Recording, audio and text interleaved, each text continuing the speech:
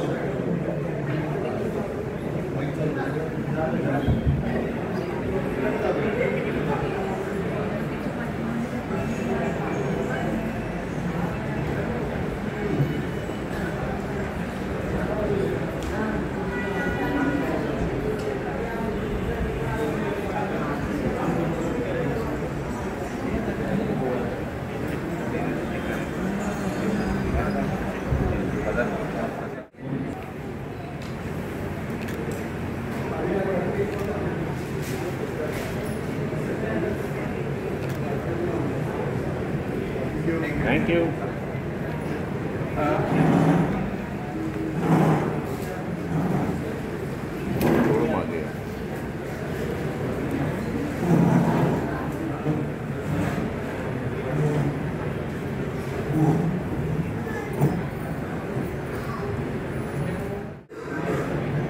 आजच्या या आनंदोत्सव सोहळ्याचे अतिथी यांचा मंचावर त्याग झालेला आहे.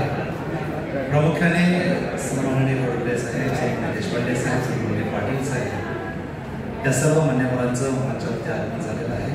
मी ननवरे परिवाराच्या वतीने सर्वांचं मनपूर्वक सहर्ष स्वागत करतो. त्याचबरोबर सासवड न्यायालयाचे एक पुरंदरचा चालता बोलता इतिहास जे सांगत जातात असे आदरणीय अण्णासाहेब खाडे, ज्येष्ठ विधिज्ञ, त्याचबरोबर महाराष्ट्र साहित्य परिषद सासवड शाखेचे सन्मान्य अध्यक्ष, ज्येष्ठ विधिज्ञ आदरणीय दिलीपरावजी निगुडे साहेब यांचे या ठिकाणी आगमन, त्यांचे मनपूर्वक सहर्ष स्वागत करतो.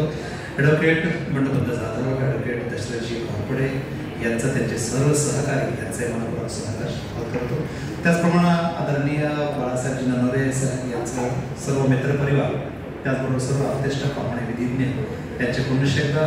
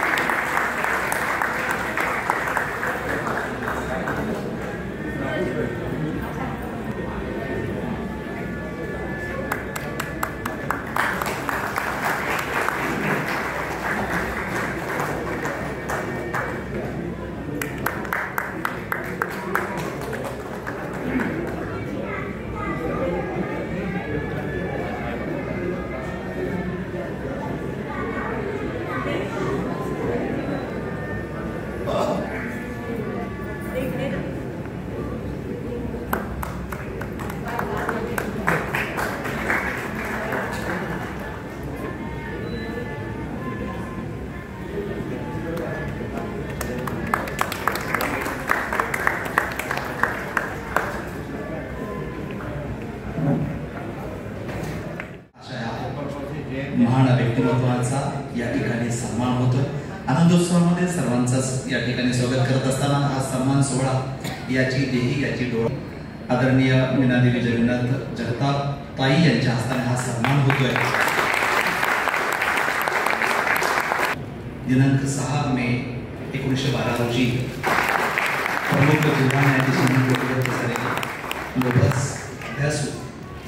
त्याचबरोबर त्यांचा आदरणीय आशाताई खंडागरमध्ये त्या ताईंच्या त्या सन्मान होतोय.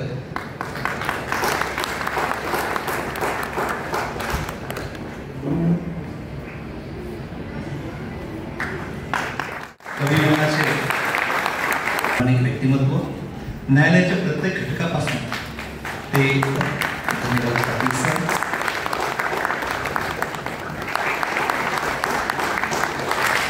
दिनांक 5/5/2015 रोजी मुंबई येथे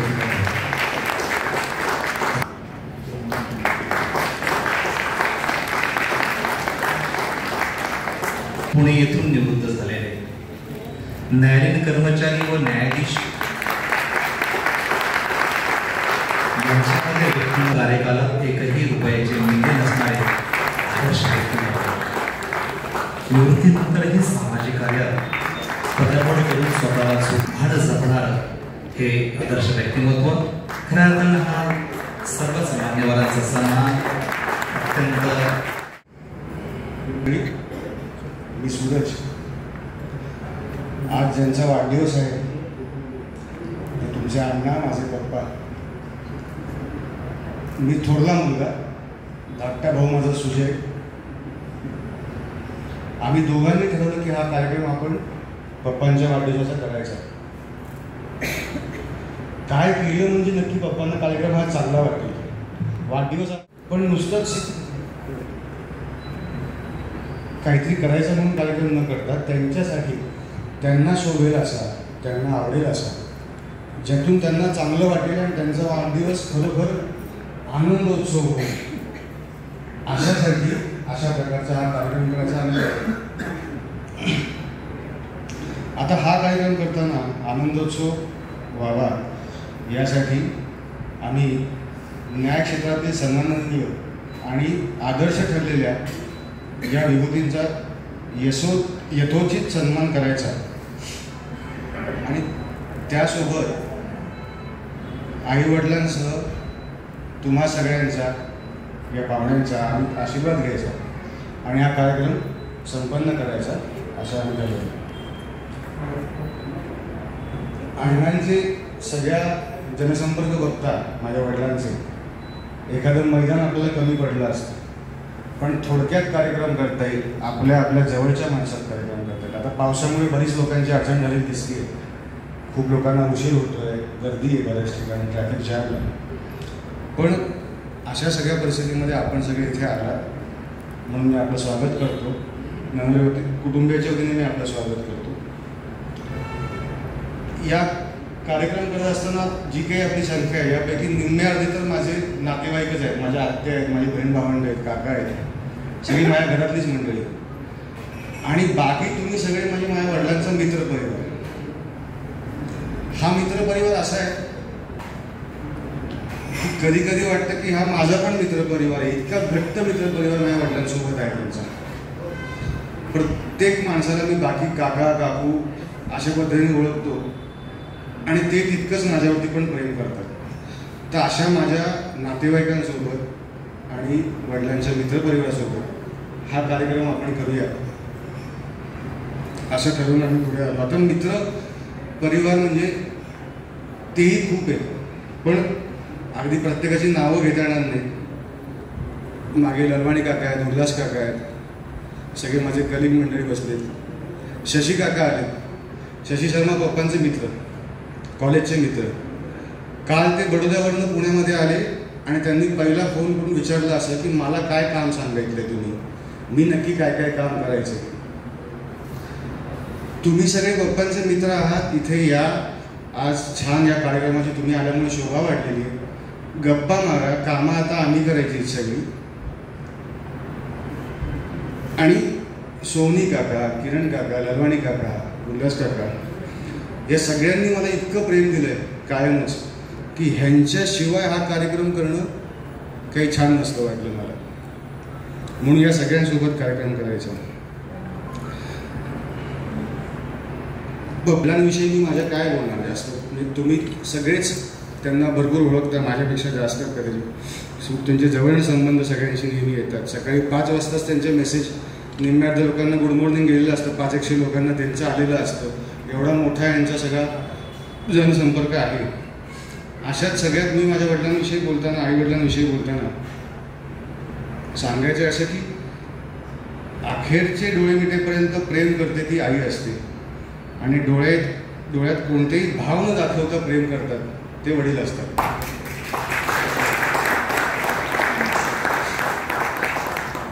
त्यानंतर मला माझ्या वडिलांविषयी बोलताना अशा कविता किंवा काहीतरी छान ओळी सापडाव्यात अशासाठी मी भरपूर अभ्यास केला. माझ्या मनाचं काही नाही, निर्गुडे सरांसारखं किंवा सगळ्या पाहुण्यांसारखं छान मला बोलताही येत नाही, तितकं छान तुमच्या इतकं प्रयत्न करतो.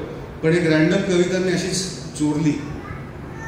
उचल जगण्याचं माप आहे, पाठीवरची थाप आहे, कधी रागावले तरी त्यांची माया अमाप आहे. तो म्हणजे बाप आहे.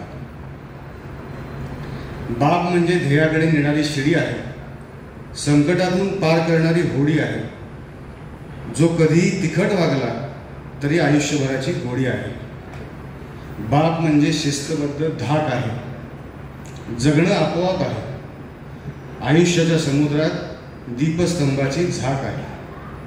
तो म्हणजे बाप आहे. आणि माझ्यासाठी माझा बाप माझी सदैव ढाल आहे. फक्त उत्तर महाराष्ट्र म्हणजे धुळे आणि जळगाव तिथे मला कधी जायचं योग आला नाही. या मोठ्या कालखंडामध्ये बऱ्याच व्यक्तींशी माझा परिचय झाला, परंतु ज्यावेळेस बदली व्हायची त्यानंतर तो परिचय काय पुढे टिकायचा नाही. परंतु काही व्यक्तींबाबत मात्र असं झालं की माझी बदली झाली, मी निवृत्त झालो, तरीही त्यांच्याशी माझा संपर्क राहिला, मैत्र टिकलं. या लोकांची जर यादी केली तर क्रमांक 1ला जे नाव असेल ते आजचे उत्सवमूर्ती श्री मुकुंद नारायण.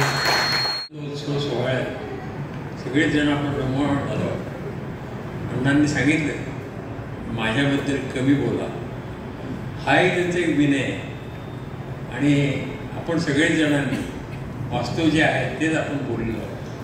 आज व्यासपीठावर न्यायाधीश, निवृत्त न्यायाधीश बसलेले आहेत. त्यामध्ये माननीय माधवराव गोडबोले आहेत, माननीय वसंतराव पाटील आहेत, DW देशपांडे साहेब आहेत, माननीय महाडिक साहेब आहेत, आणि त्यांनी आमच्या न्यायालयामध्ये अधीक्षक म्हणून काम केलं ते घोणे साहेब आहेत. आणि ह्या कार्यक्रमाची सत्कार मूर्ती मुकुंदराव ननवडे साहेब आणि सगळेच त्यांचे कुटुंबीय आणि उपस्थित सर्व बंधू आणि भगिनी. आज खरोखरीच मनामध्ये मला सुद्धा खूप आनंद वाटला. आनंद या गोष्टीचा वाटला की ज्या माणसाचा सन्मान होणं अत्यंत गरजेचं आहे, आवश्यक आहे, आणि तो माणूस स्वतः साधून आमचा सन्मान सोहळा कार्यक्रम आयोजित केला ते माझे आदरणीय गुरुवर्य, उत्तम मार्गदर्शक, ज्येष्ठ विधिज्ञ, कीर्तरूप श्री ननवरे साहेब उर्फ अण्णा यांना माझा सप्रेम नमस्कार. व्यासपीठावरील सर्व सत्कारमूर्ती, न्यायदेवता, उपस्थित सर्व मान्यवर, विधिज्ञ, मित्रपरिवार, माझे कुटुंबीय व सर्व बंधू भगिनी यांना सप्रेम नमस्कार. आदरणीय अण्णा यांच्याबद्दल बोलणे इतपत मी मोठा नाही, परंतु आवर्जून सांगावसे वाटते की आजच्या या सन्मान सोहळ्याची नाळ ही जून 2011 रोजी सासवड न्यायालयात जोडली गेली. त्यावेळी मी तेथे सहाय्यक अध्यक्ष म्हणून काम करीत असताना अण्णा दर सोमवार व शुक्रवारी सासवड न्यायालयात यायचे. त्या आल्यानंतर माझ्या जातीने विचारपूस करायचे, आम्हाला काही अडचणी आहेत का ते विचारायचे. त्यांच्यात मला आपलेपणा दिसून यायचा. ते थोडा वेळ भेटायचे, पण त्यांच्या बोलण्यात प्रचंड प्रगल्भता व आत्मविश्वास असायचा. अण्णा कायद्याचे गाडे अभ्यासक असल्याने त्यांचा प्रत्येक शब्द माझ्यासाठी फार मोठा मोलाचा व मार्गदर्शक असायचा. सन 2016मध्ये मला लोकवाद न्यायालय पुणे येथे अधीक्षक पदावर बढती मिळाल्याने व माझी बदली झाल्याने अण्णा सदस्य असलेल्या सासवड उकल वकील संघटनेकडून वकील रूममध्ये माझा सत्कार करण्यात आला. सदरचा सत्कार हा 40 वर्षाच्या इतिहासात पहिल्यांदा झाल्याचे ज्येष्ठ विधिज्ञांच्या भाषणातून सांगण्यात आले. तो क्षण माझ्यासाठी आजही अखंड स्मरणात आहे.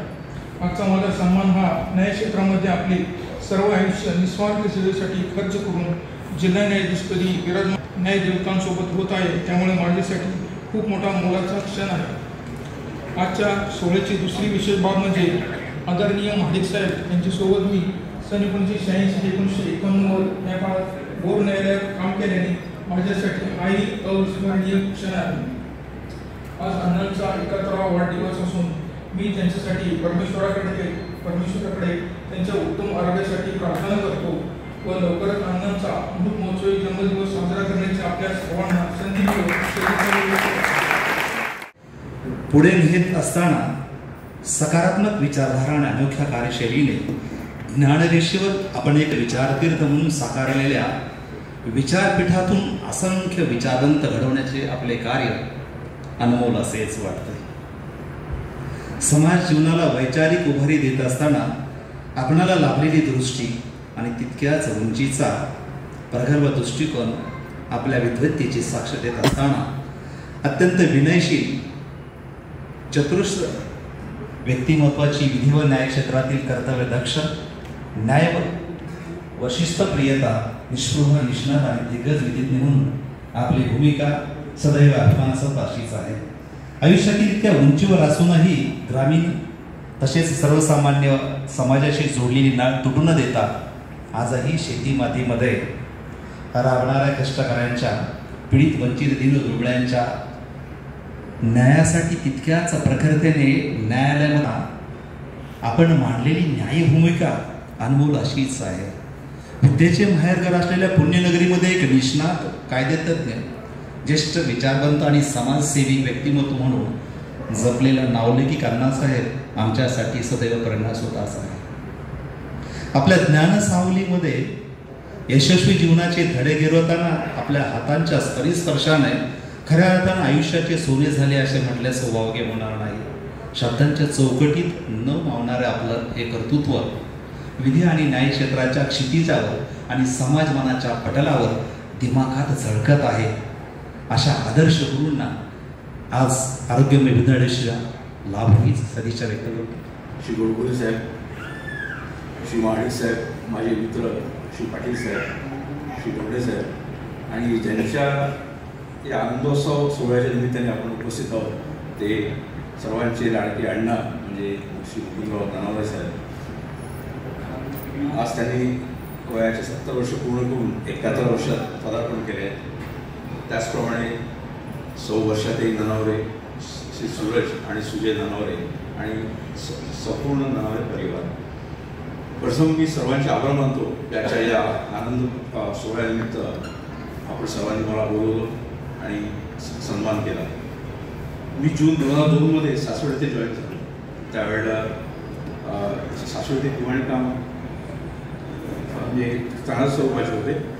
श्री बोचरे, श्री किकले, अण्णासाहेब खाडे आणि श्री दीक्षित आणि श्री नानावरे साहेब हे चार जण अतिशय सिव्हिलमध्ये नावाजलेले विधिज्ञ होते. आणि नेहमी एक प्रकरणाची बाजू श्री मुकुंदरावकडे असायची.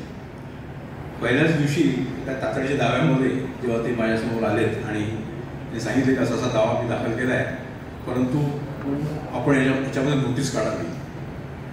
शक्यतो वकील जेव्हा दावा दाखल करतात तेव्हा त्यांचा आग्रह असतो की मनाई हुकूम किंवा इंटेन्शन द्यावं, पण हा त्यांच्यामध्ये मला एक फार फेअरनेस आढळला, म्हणजे ट्रान्सपरन्सी आढळली आणि मनाई हुकूम पारित करू नका म्हणजे असं त्यांनी कोर्टाला इन्सिस्ट केलं नाही.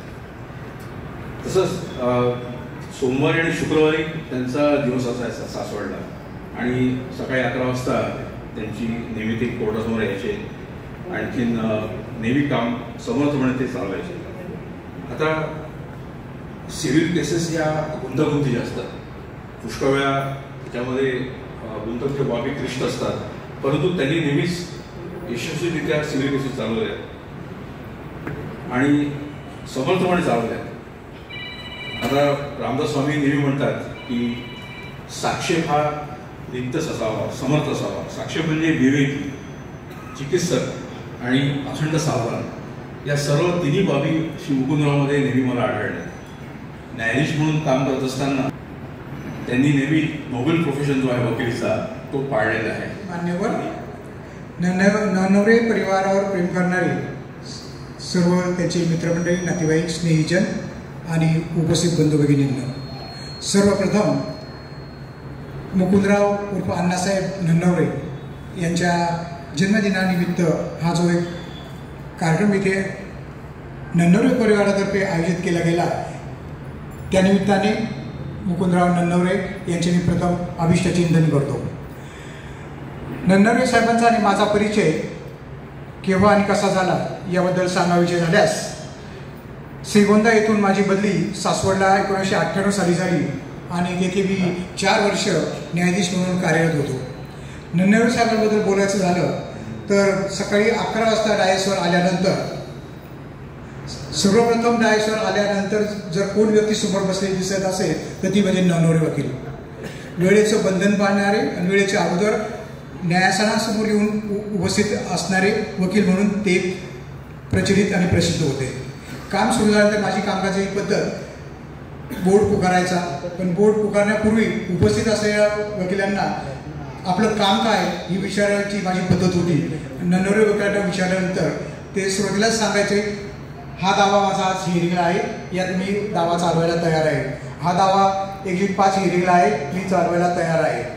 आणि सर्वात शेवटी ज्यावेळेस आर्ग्युमेंट ऐकायचा प्रसंग यायचा आणि आर्ग्युमेंट ऐकण्यास सुरुवात करायचो त्यावेळेस एक अनपेक्षित सुखद धक्का ते द्यायचे आणि सांगायचे काही दाव्यांमध्ये, I have no case, I heard argument of advocate Nannaware and pass any legal order.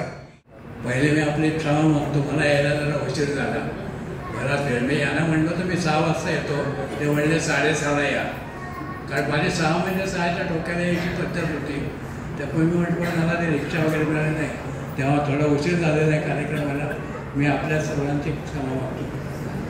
मुकुंदरावांचा माझा परिचय तसा म्हटला तर अगदी ते त्यांचे जे सिनियर होते खारकर वकील त्यांच्या मार्फतीमुळे झाला, नाही तर माझा पुन्हा बारशी तसा दुसरा कुठलाही सूत्रांम संबंध राहिलेला नव्हता.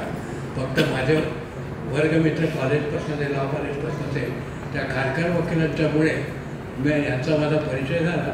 आणि मग निवृत्त झाल्यानंतर मी जेव्हा पुण्यात आलो तेव्हा थोडे काळ काहीतरी खारकर असेल तोपर्यंत त्यांचा, पण त्यांचा रोजचा मला सकाळचा गुड मॉर्निंगचा मेसेज त्यांचा येत असतो आणि माझ्यापर्यंत मी सकाळी 7:30-8 वाजता उठल्यावर त्यांना उत्तर देतो, कारण ते मी एवढा 5 आणि 5:30ला उठत नाही. त्यांचे ते 5:10चा त्यांचा मेसेज असतो. मी माझा थोडक्यात परिचय सांगतो. माझा जन्म आहे नागपूरचा. 1944 साली 24 सप्टेंबर 1944. या 24ला मी 81 वर्ष पूर्ण करणार आहे. माझा येतो ते सन्मान झालेला आहे आणि आजच्या चांगल्या गुरुपुरुषाच्या मुहूर्तावर माझ्या इथे त्यांचा सत्कार तुम्ही सर्वांनी केलेला आहे. त्याच्याबद्दल मी खरं क्षमा मागतो. कुणाचाच माझा परिचय नाही आहे. मुकुंदराव सोडलेचा कुणाचाही माझा परिचय नाही, कधी कुणाला पाहिलंच नाही. पण माझ्याबद्दल जे काय 4 चांगले शब्द आज बोलले इथे ते बघून मलाही वाटायला लागलं खरोखर मीच आहे का दुसरं कोणी काहीतरी सांगतो. तर न्यायाधीश म्हणून काम करताना मी एक पथ्य पाळलं होतं की कुणावर अविश्वास दाखवायचा नाही, पण विश्वासही ठेवायचा नाही. म्हणजे माझा स्टाफ असू दे, समोर येणारा वकील असू दे, पक्षकार असू दे, कोणी असू दे, आणि कोणी माझ्या चेंबरमध्ये केव्हा येऊ शकत असायचं. फक्त मी त्यांना सांगायचो कामाबद्दलचं असेल तर डायसवरून सांगा, तुमची इतर तक्रार असेल तर मला सांगा, मी तुमचं लगेचच निरसन करतो. त्याच्यामुळे मी समजलं महाराष्ट्रामध्ये माझं हिंडणं झालेलं आहे. म्हणजे सगळे विदर्भ झाला आहे, नागपूरला मी होतो, नंतर माझ्या धुळ्याला मी होतो, सोलापूरला होतो, ओरस सिंधुदुर्ग नवीन जिल्हा झाला त्याचा पहिलाच जिल्हा न्यायाधीश मी होतो 97 साली. तिथे तिथनं मला पोस्टिंग जिल्हा न्यायाधीश मिळालं. रायगड अलिबागला होतो. अशा करणे चांगली. आणि शेवटी माझे नेमणूक motor accident claims tribunal Mumbai येथे झाले होते आणि 60 वर्ष पूर्ण झाल्यावर 2 वर्ष मला एक्सटेन्शन मिळालं होतं काम करायचं. म्हणजे माझ्या मनात नव्हतं करायचं, पण त्या 2 वर्ष दिले सरकारने म्हणून मी आपलं ते काम केलं 2 वर्ष. पण मी मुंबईत काय चुकी नव्हतो. मुंबईचं माझं काय जमलं नाही. आणि असं ठीक आहे, माझं आत्तापर्यंत जिल्हा न्यायाधीश म्हणून काम केलं किंवा नोकरी केली त्या काळामध्ये माझा असा सत्कार कधीही झालेला नाही.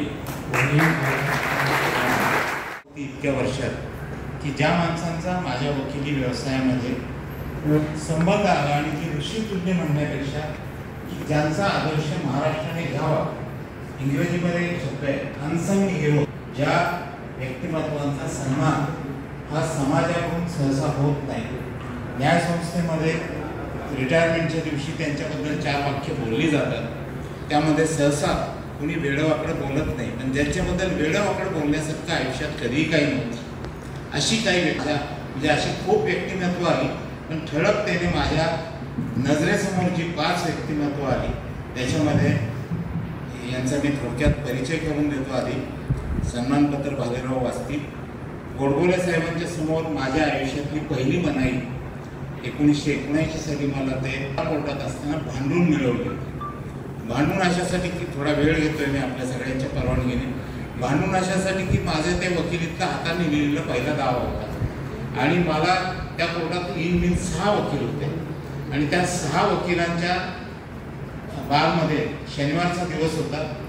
काम काही नव्हतं. इन 5-6 दावे होते आणि त्याच्यामध्ये त्या काम संपलं सकाळीच. तर दुपारी साहेब गोडबोले साहेब आणि सासवडचे काही वकील हे चहा काही स्नॅक्स मागवले होते आणि त्यांचं चाललेलं होतं.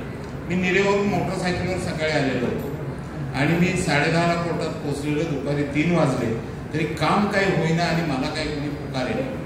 भयंकर अस्वस्थ झालो. बरं, वड्यांचा वास येतोय, साबुदाणा वड्याचा वास येतोय, आपल्याला कोणी विचारत नाही, साहेबांचा हात चाललंय. मी भयंकर अस्वस्थ झालो. परिणामांची पर्वा न करता मी तो ढकलायचा दरवाजा असतो तो ढकलून आतमध्ये घुसलो आणि तुमचं कधी होणार आहे असं मी विचारलं. परिणाम अर्थातच हा होणार होता की माझा म्हणायचा अर्ज रिजेक्ट होणार होता किंवा शोकॉज नोटीस होणार होती. गोडबोले साहेबांनी बाहेर आल्यानंतर काय विषय आहे हे विचारलं. तो विषय तर होताच. त्यांनी तो पाहिल्यानंतर गोडबोले साहेबांनी कुठल्याही माझ्या वात्रटपणाचा आचरटपणाचा परिणाम न होऊ देता खऱ्या अर्थाने न्याय म्हणून मला त्या दिवशी माझ्या आयुष्यातली पहिली मनाई दिली. आणि त्यानंतर ही व्यक्तिमत्व ज्याला अबोव बोर्ड म्हणतो की ज्यांची कसलीही वकिलाने शंका घेऊ नये, तुम्ही तुमचं काम करत राहा. न्याय त्यांना म्हणजे न्याय आणि निर्णय याच्यातला फरक या 4-5 न्यायाधीशांना माहीत आहे की कोर्टामध्ये दिला जातो तो नेहमी निर्णय असतो, परंतु तो न्याय असतोच असं नाही. या सर्वांनी कायम न्याय देण्याचा प्रयत्न केला. गोडबोले साहेबांचा सातत्याने संपर्क कमी राहिला. ते पुणे बारचे असल्यामुळं त्यांना पुण्यात कधीही नेमणूक मिळाली नाही. त्यांचं सांगण्याचं वैशिष्ट्य म्हणजे महाराष्ट्रातले त्या काळातले राजकीय नेते ज्यांच्या पायावर नतमस्तक व्हायचे ते धुळ्याचे धर्मभास्कर वाघ, त्यांना साहेबांनी जन्मठेप ठोठावली. त्या काळामध्ये हे महाराष्ट्रामध्ये नाही देशातलं अत्यंत विरळ असं उदाहरण होतं. त्यानंतर मी सांगतो आमचे कोल्हापूरचं रक्त असलेले आणि कोल्हापूरचा ज्याला वेगळ्या अर्थाने म्हणतो अभिमान नुसता नाही, आमचा रवी इथे बसलेला आहे त्यांचा मित्र माझा मित्र, की त्याच्यामध्ये कोल्हापुरी भाषा नुसती रांगडी नाही, वागण्यातली बोलण्यातली आणि आचारातली आणि विचारातली सुद्धा असणारा माणूस त्यांच्या पुढे मी काम केलं. त्यांचा एका वकिलांनी ते त्यांचं काम असेल तर त्यांच्या सवयीने त्याला त्या वकिलांना समोरच्याला हिम लेखण्याची आणि अपमान करण्याची सवय होती. त्या वकिलाने काहीतरी साहेबांच्याबद्दल बोलला. मला हे समजल्यानंतर दुसऱ्या दिवशी जाऊन माझ्या दृष्टीने मला जे काही बोलायचं होतं ते बोललो. तेव्हापासून साहेब पुण्यातून निघून गेल्यानंतर सुद्धा ते रिटायर झाले नगरला डिस्ट्रिक्ट जज म्हणून. ते इथून गेले तरी सुद्धा आमचा घट्ट स्नेहबंध कायम राहिला. पुन्हा आमचे वसंतराव पाटील साहेब हे सासवडला होते 2001 साली. सासवडला असताना म्हणजे साहेबांच्या समोर काम करायचं आणि बाजूला व्हायचं. मला आठवतं आमच्या एका वकिलांचं मॅटर होतं सासवडच्या अशोक देशमुख वकिलांचं किंवा 12% वकिलांचं मॅटर होतं. अशोक देशमुख बघत होते आणि संध्याकाळी 6 वाजता कोणीच त्या वकिलांच्या वतीने उभे राहिना 12% वकिलांच्या वतीने. त्यावेळेला मला काही वकिलांनी विनंती केली करा, घ्या तुम्ही करा. प्रचंड पाऊस पडत असताना 8 वाजेपर्यंत काम त्यांनी ऐकलं आणि त्या दिवशी त्यांनी जी आम्हाला अपेक्षित होती ती ऑर्डर म्हणजे त्यांनी न्याय दिला. आणि हे साहेब वसंतराव पाटील साहेब हे मूळचे नाशिकचे, कोल्हापूरचे जसे महाडिक साहेब आहेत, गोडबोले साहेब पुण्याचे आहेत, ते वसंतराव पाटील साहेब नाशिकचे. नाशिकच्या पाण्यात काय गुण आहे की जिथे ज्ञानपीठ पारितोषिक विजेते कुसुमाग्रज जन्माला आलेले राहिले त्या मातीमधला हा कवी मनाचा न्यायाधीश. त्यामुळं हे न्यायाधीश तर होतेच होते पण कवी मनाचे होते. आणि मी शेवटचं नाव घेईन आता इथे उपस्थितांपैकी की D.W. देशपांडे, दिलीप वासुदेवराव देशपांडे हे मूळचे अमरावतीचे. स्वभावाने एक जो वऱ्हाडी मोकळेपणा त्यांच्या स्वभावात होता. गोणे साहेब या इथे त्यांना घेऊन येऊ. आरसपाणी व्यक्तिमत्व, आरसपाणी कारकीर्द आणि त्यामध्ये त्यांनी दिलेला एक विशेष खटला की ज्याचा संपूर्ण महाराष्ट्राने उल्लेख केला तो म्हणजे मुंबईचा एक नामांकित बऱ्याचशा मुलींचा क्रश असणारा नट की ज्याने रस्त्यावर चिरडून काही झोपलेल्यांना मारलं होतं आणि तो खटला त्यांच्यापुढं CBIचे स्पेशल जज म्हणून चालला. त्याच्यामध्ये मी शब्दात सांगू शकत नाही जाहीररित्या, आणि एवढी प्रचंड प्रलोभनं की माझ्यासारख्या वकिलाला आयुष्यभर वकिली करून किती आकडी धन जमवता आलं त्याच्या किमान 100 पट धन त्यांना एका दिवसात मिळालं असतं. ते ठोकरून त्यांनी 5 वर्ष सक्तमजुरीची शिक्षा ठोठावली आणि त्यांची बदली साकारली. ही व्यक्तिमत्व नेहमी ही समाजासमोर येत नाही. माझ्या दृष्टीने वकिली करत असताना ही व्यक्तिमत्व माझ्या सानिध्यात आली. त्यांच्या माझी जवळीक कधीही नव्हती. पाटील साहेब असोत, देशपांडे साहेब असोत, महाडिक साहेब असोत, आम्ही चेंबरमध्ये कधीही गेलो नाही. जे काही काम असेल ते डायसवरून सांगायचं आणि डायसवरून बोलायचं. पाटील साहेब सासवडला असताना मी सासवड बारचा अध्यक्ष होतो. मी एक ती शिस्त लावली की बारच्या अध्यक्षाने सुद्धा चेंबरमध्ये जायचं नाही. जे काही काम असेल, जे काही विनंती असेल ते डायसवरून करायचे.